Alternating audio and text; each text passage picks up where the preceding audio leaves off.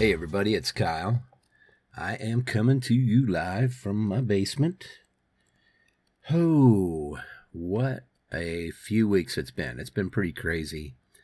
Um, but let me think of some good things, and I think this is going to be pretty easy actually, because I was thinking about this last night.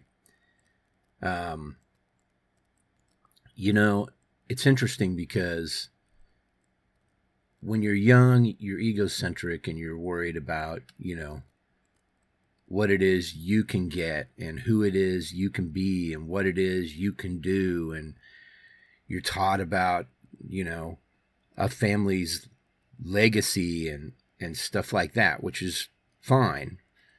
You'll hear the fan kicking up on this MacBook Pro, by the way. Sorry about that. There's nothing wrong with, talking about family legacy and stuff like that. But I know it's been something that in my life I've kind of been like, having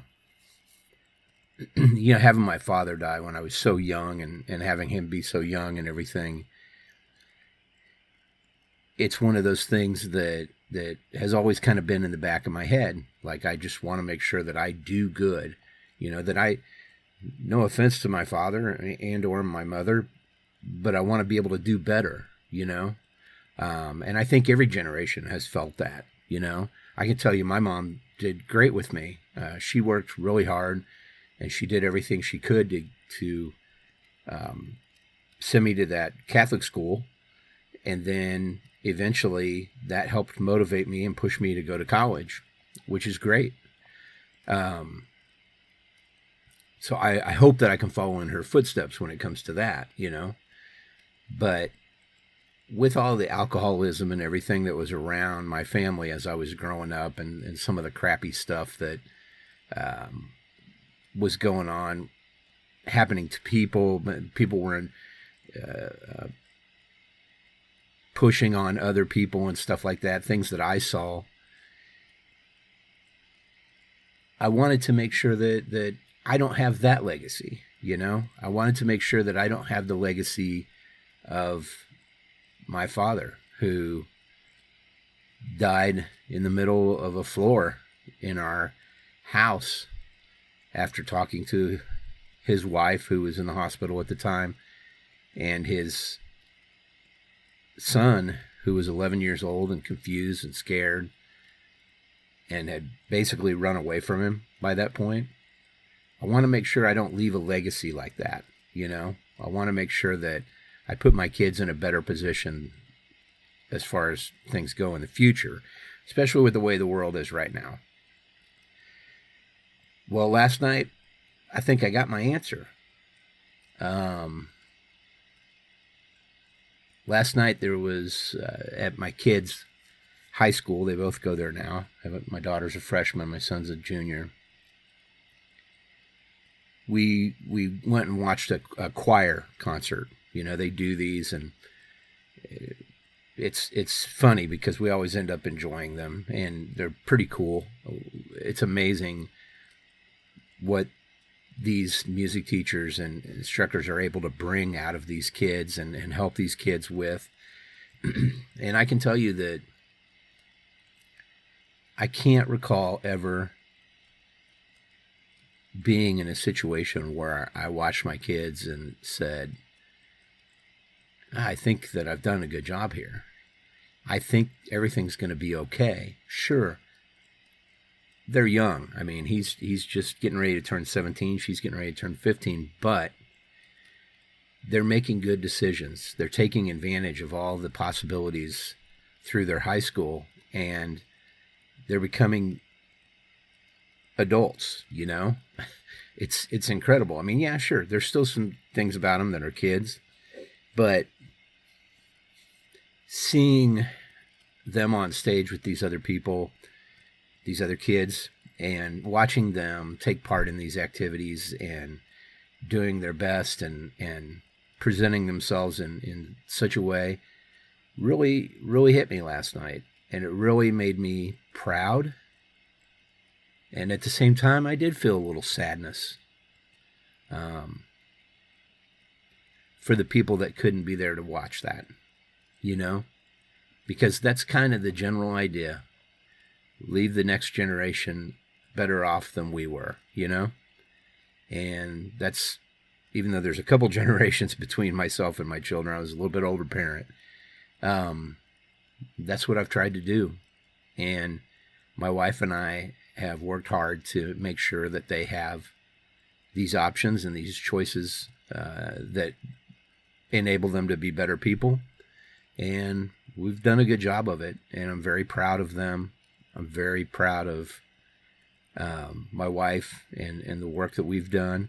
And I'm very proud of my mom and everything she did, you know, despite everything that was going on back in the day and stuff that we were around, which was considered normal to us at the time. But looking at it now from a different angle seems completely ridiculous and absurd and very damaging.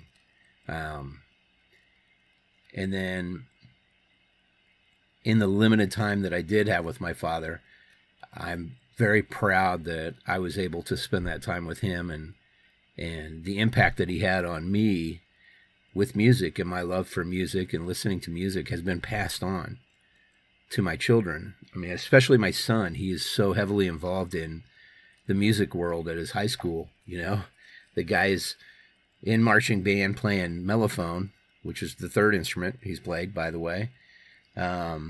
He plays trumpet also. He's also played sousaphone. And he also has learned a little bit of piano, self-taught, or keyboard anyway. And now he's working on the bass guitar. He's gotten a bass guitar that was basically given to him. And we went and had some repairs and modifications done and had it all fixed up and everything. And he's going to do that with his friends. They're trying to put a band together, you know. These are amazing things, and these are good things. And it's one of those good things that happened to me last night, realizing that, hey, man, despite all the bullshit, dude, despite your depression, despite your selfishness and other garbage that you've pulled in your life, these kids are going to end up all right. And, yeah. So that realization last night was a real good thing that happened to me. And I definitely appreciate that. All right, guys, I'm going to take a quick break. I know it's a little somber to leave it on. It is really a good thing, though. Take a quick break. I'm going to throw it over to Kyle, and we'll be right back after that. Hey, Kyle. All right, we're back, everybody. All right, what am I into right now? Well, I'll tell you what I'm not into are these allergies, man. So I've definitely figured out that ragweed is the allergy, the allergen that really messes me up. So my buddy PP went and did the whole shot thing where you go get tested for what you're allergic to, and then you go in and you have to get shots gradually over time. I think at first you start off at least once a week getting a shot, and then once every 2 weeks, once a month. Anyway, eventually these allergies won't be as prevalent in your life. And it's worked great for him. I think he said it's been well over a year since he's had any type of reaction. So I think I'm going to do that for sure. Let's see. That has nothing to do with what I have been doing lately, what I've been watching, listening to, all that. I've been listening to not a whole lot. Nothing really new vinyl-wise. I mean, I'm getting ready for the next record store day, which is Black Friday. I've talked about it a little bit. I have been listening to the soundtracks to the Persona games. Yeah, I mean, it's kind of, you know, it's interesting because Japanese anime and video games and stuff, that some of the music is kind of goofy and cheesy, almost comical. But at the same time, it's super catchy, and I kind of enjoy it. Definitely the beats and stuff, but I've noticed that in general about Asian hip-hop. I really dig it, man. It's one of those things that I like to listen to every once in a while. So I've been listening to those Persona 4 and Persona 5 soundtracks. I got the Persona 4 soundtrack when I purchased the game Persona 4 Golden for the Steam Deck, which I've played probably a little bit over an hour, and I like it. It's definitely not something that I would have figured that I would like, but I do dig it. So the soundtrack's great, man.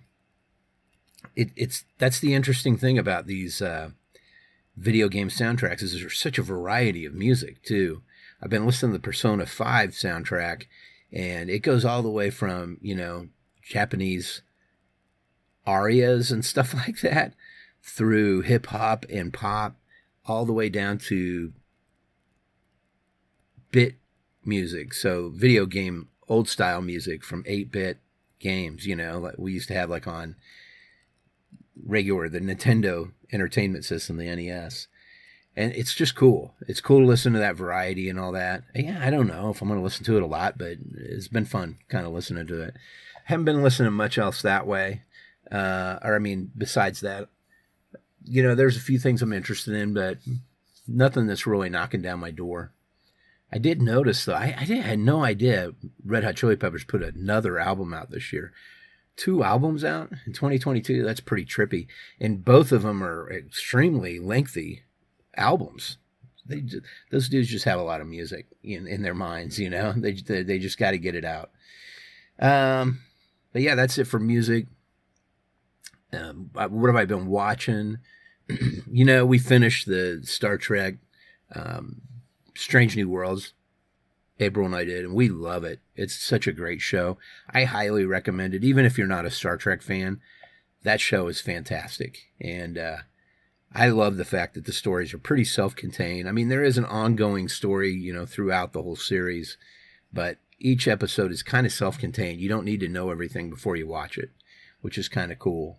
And then we started, I've been rewatching some of the Andor stuff with her. She hadn't seen that yet, and she really likes it. I mean, I loved it. I've gotten through the first 3 episodes with her. I've actually watched the first 4, but I know there's a 5 and then I think a 6 out, or 6 is coming.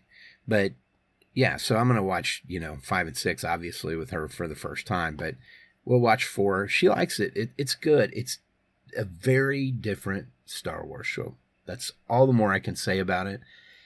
Personally, for me, I think it's the best one.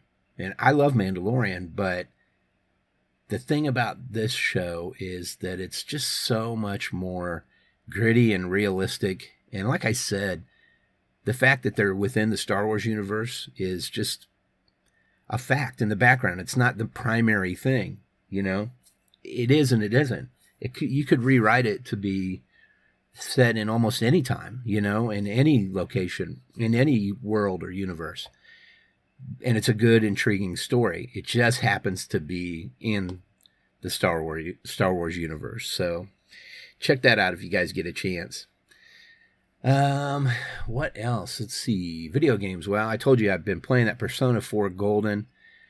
I like it. I want to play all the way through that for sure. That's the first one.